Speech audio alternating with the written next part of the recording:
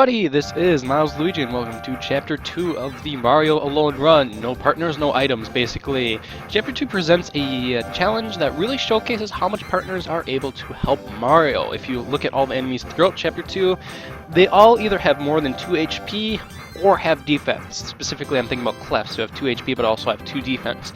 That puts every enemy outside of the one-round KO range from one of Mario's basic attacks. It is possible for Mario to use a basic attack followed by a partner basic attack to run around KO an enemy, but Mario is not able to do it by himself.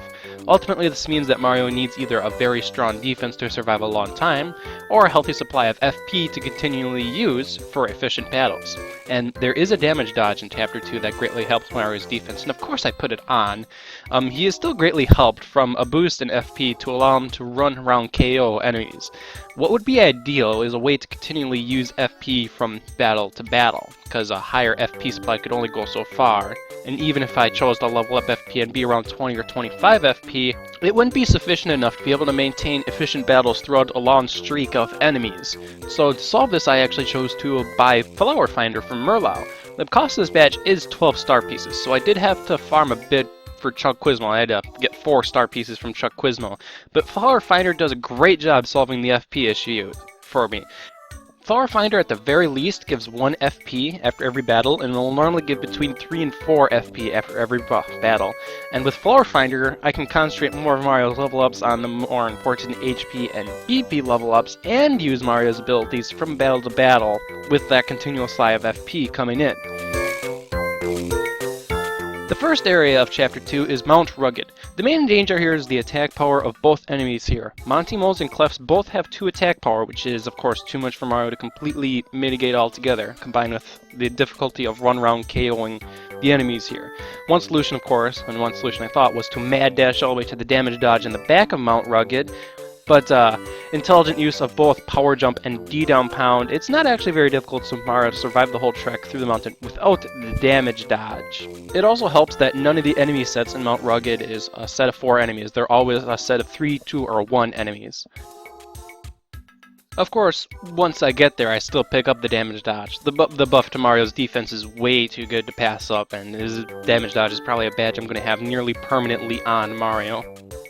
The first mini-boss in Chapter 2 is the redneck bird, Buzzar. As you know, Buzzar is a completely optional fight that can be skipped by having the player lie to Buzzar and tell him that Mario is Luigi. An inexperienced player fighting Buzzar at this point in the game can have great trouble with this boss, as he has more HP and attack power than every boss before him, at 40 HP and 3 base attack power.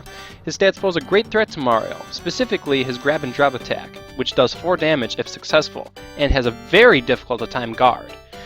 The attack is also based mostly on the player's luck and button mashing abilities, as the attack uses a similar action command as the runaway command. In my case, even though my power bouncing wasn't ideal, I was able to escape enough grab and drop attacks that I was able to defeat Buzzar.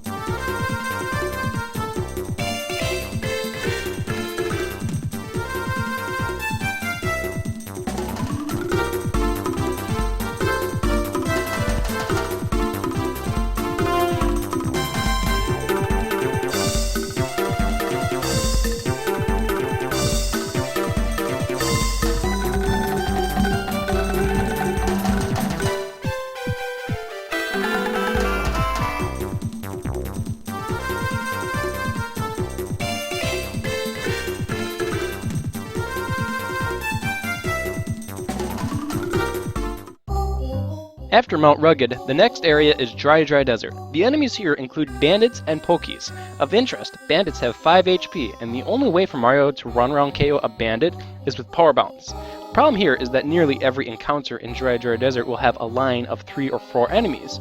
Power bounce is way too costly to use more and more times in a battle, as Flower Finder isn't going to be able to heal that much FP over time. It is possible to just completely grind out the battles as all the enemies have 2 attack power, however that will take a lot of turns and waste a lot of time. The strategy I employ takes advantage of both the newly acquired Quake Hammer and Smash Charge. Quake Hammer is Mario's first multi-hit attack, and it only costs 1 badge point and 2 FP. By using both Smash Charge and Quake Hammer, Mario is able to clear every set of enemies in the Dry Desert in either 2 or 3 turns.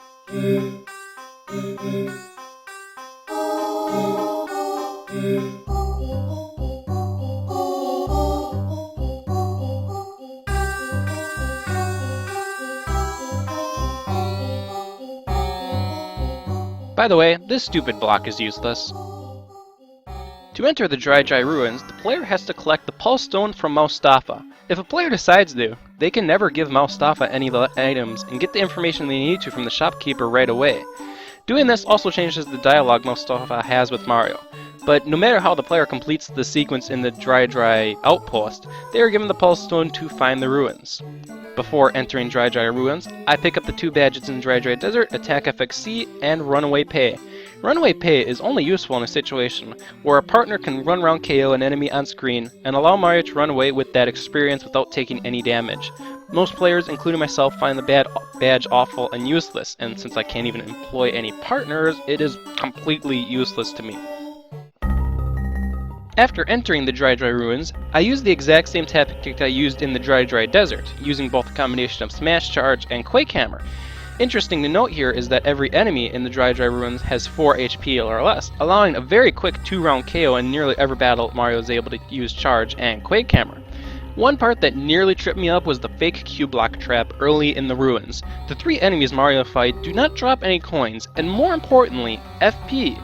Combine that with the poor guarding I had in that area, this left Mario with only 4 HP on 1 FP, a terrible condition for Mario to be in. I actually had to seek out an easy to fight enemies to get Mario to his next level up to continue. Even after acquiring the Super Hammer, I continue to use Hammer Charge and the Quick Hammer combo throughout the Dry Ruins, as it still allows the very quick 2-round KO when employed properly.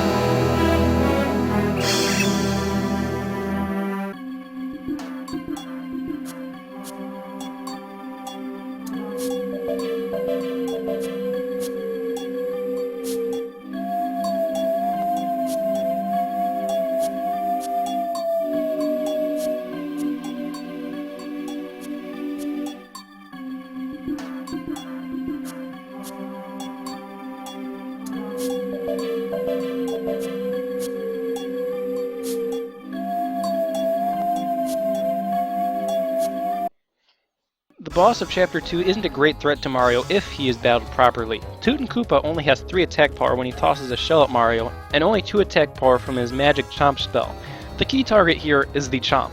The Chomp does only do 3 damage, so with good guarding he can be completely ignored, but has a very high defense at 3.